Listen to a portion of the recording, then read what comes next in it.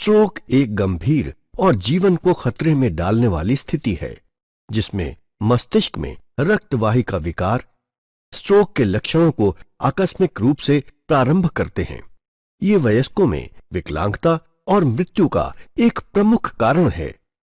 Stroke अपर्याप्त रक्त प्रवाह और ऑक्सीजन की आपूर्ति की कमी के कारण मस्तिष्क के एक भाग की स्थायी क्षति का परिणाम है।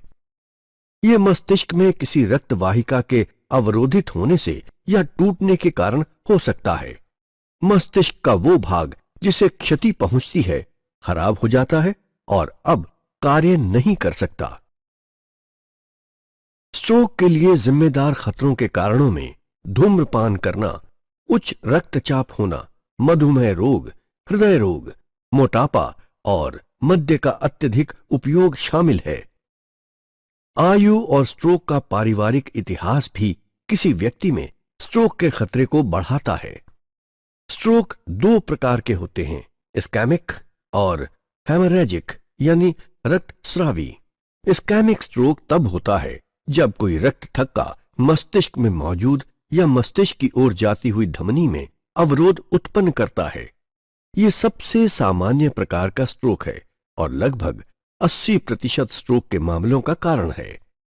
अवरोध एथेरोस्क्लेरोसिस के कारण धमनी में प्लाक के निर्माण द्वारा सक्रिय होता है। अन्य कारणों में हृदय में असामान्य रक्त वाल्व और दिल का दौरा पड़ने का इतिहास या कभी कभार रक्त थक्के संबंधित विकार या आघात जन्य चोट शामिल हैं। एथेरोस्क्लेरोसिस धमनियों में प्लाक के धीमे निर्माण के कारण धमनियों की परतों का कठोर होना और उनके भीतर के स्थान का संकीर्ण होना है। प्लाक वसा, कोलेस्ट्रॉल, कैल्शियम और रक्त में अन्य परिसंचारी पदार्थों के जमा होने से बनता है। प्लाक दो प्रकार के होते हैं, कठोर और नरम। कठोर या स्थिर प्लाक में अपेक्षाकृत मोटी परत होती है जो धमनी की परत को मोटा और कठोर बनाती है। नरम या अस्थिर प्लाक संभवतः बिना किसी चेतावनी के टूट जाते हैं। जब कोई नरम प्लाक टूटता है तो ये धमनी में उस स्थान पर थक्के के निर्माण को प्रारंभ करता है और प्रचंड रूप से रक्त के प्रवाह को रोकता है और धमनी में एक बड़ा अवरोध भी उत्पन्न कर सकता है। जब मस्तिष्क में निर्मित कोई रक्त थक्का धमनी को अवरोधित करता है तो इस प्रकार के स्ट्रोक को थ्रोम्बोटिक कहते हैं। शरीर में कहीं और उत्पन्न कोई थक्का पूर्व स्थान से हट सकता है, मस्तिष्क तक जा सकता है और वहां धमनी को अवरोधित कर सकता है। इस प्रकार के स्ट्रोक को एम्बोलिक कहते हैं। हेमोरेजिक या रक्तस्रावी स्ट्रोक मस्तिष्क में या मस्तिष्क के पास किसी टूटी हुई रक्त वाहिका से रक्त श्रवण के कारण होता है। मस्तिष्क के अंदर रक्त श्रवण इंट्रासेरेब्रल हेमरेज कहलाता है। रक्त श्रवण दबाव में आकस्मिक वृद्धि करते हुए ऊतकों की क्षति में परिणामित होता है। हो सकता है कि मस्तिष्क के अन्य भागों को पर्याप्त ऑक्सीजन प्राप्त ना हो और वो क्षतिग्रस्त हो जाएं। इस प्रकार का स्ट्रोक अक्सर उच्च रक्तचाप के कारण होता है। ये सर पर लगी चोट, विकृत रक्त वाहिकाओं या धमनी विस्फार के कारण भी हो सकता है। हेमोरेजिक स्ट्रोक के अन्य मुख्य प्रकार सब एरेक्नॉइड हेमरेज में मस्तिष्क और उसकी परत के बीच रक्त वाहिका टूट जाती है। मस्तिष्क के आसपास परत का पूर्ण भाग रक्त से भर जाता है और ऊतकों को क्षति पहुंचाता है। ये सामान्यतः किसी धमनी विस्फार के कारण होता है, जो कि धमनी में एक कमजोर स्थान है जहां परत पतली होकर उभरने लगती है। क्योंकि मस्तिष्क के विभिन्न भाग शरीर के विभिन्न भागों को नियंत्रित करते हैं, लक्षण व्यक्ति दर व्यक्ति भिन्न होते हैं और इस पर निर्भर करते हैं कि स्ट्रोक कितना कष्टदायक है। लक्षण सामान्य तौर पर अचानक से दिखाई देते हैं।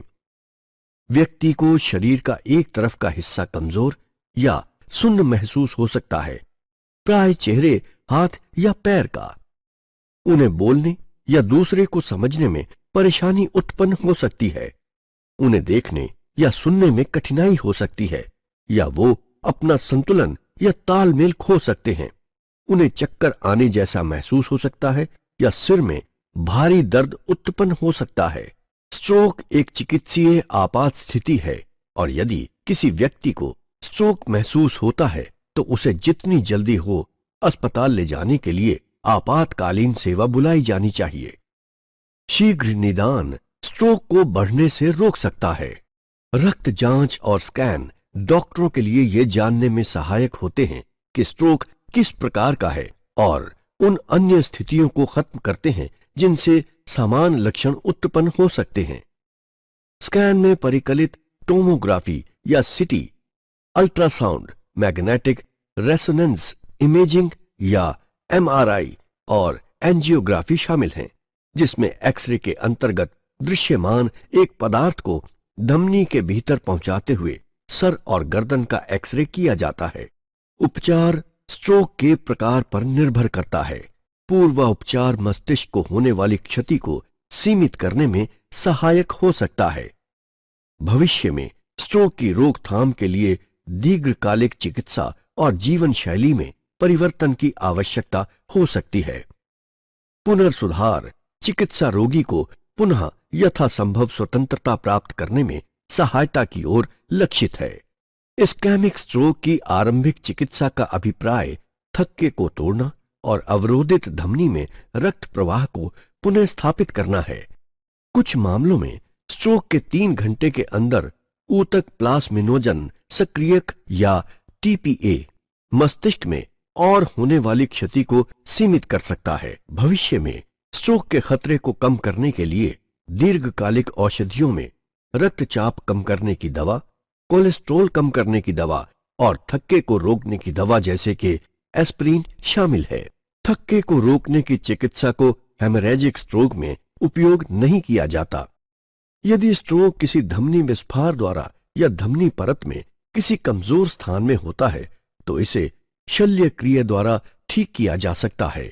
भविष्य में रक्तस्राव को रोकने के लिए बिना धमनी को अवरोधित किए धमनी विस्फार को किसी छोटे धातु के क्लिप द्वारा कसा जाता है। धमनी को अवरोधित करने और बाईपास करने की प्रक्रिया में जो सामान्यतः कम की जाती है, जो धमनी विस्फार में शामिल है, उसे अवरोधित और बाईपास कर दिया जाता है। एंडोवस्कुलर उपचार को कुछ सब एरेक्नॉइड हैमरेज के बाद और कभी कभार अन्य प्रकार के स्ट्रोक के बाद उपयोग किया जाता है। जांघ में एक लंबी धमनी में एक लंबी, पतली और लचीली नली को डाला जाता है जिसे मस्तिष्क तक मार्गदर्शित किया जाता है। ये धमनी विस्फार को रोकने के लिए एक छोटी धातु से बनी कॉइल या स्टंट डालने हेतु, थक्के को धुलाने की दवा के वितरण हेतु या यंत्रवत ढंग से थक्का निकालने हेतु प्रयोग किया जा सकता है। पुनर्सुधार स्ट्रोक उपचार का एक महत्वपूर्ण भाग है। समुचित उपचार स्ट्रोक के प्रकार पर निर्भर करता है। हाथ या पैर में कमजोरी सामान्य है और मांसपेशियों को मजबूती खोने से रोकने के लिए व्यायाम और भौतिक चिकित्सा अर्थात फिजियोथेरेपी आवश्यक है। वाक थेरेपी, व्यावसायिक थेरेपी और मनोवैज्ञानिक सहायता कुछ ऐसे अन्य उपचार हैं जो स्ट्रोक के रोगियों को पुनः स्वतंत्रता प्राप्त करने में मदद करते हैं। लोग स्ट्रोक होने के अपने अवसरों को कम कर सकते हैं। धूम्रपान छोड़ना और उच्च रक्तचाप को नियंत्रित रखना बहुत ही महत्वपूर्ण है। जिन लोगों को मधुमेह है वो सुनिश्चित कर लें कि वो सही उपचार की प्राप्ति कर रहे हैं।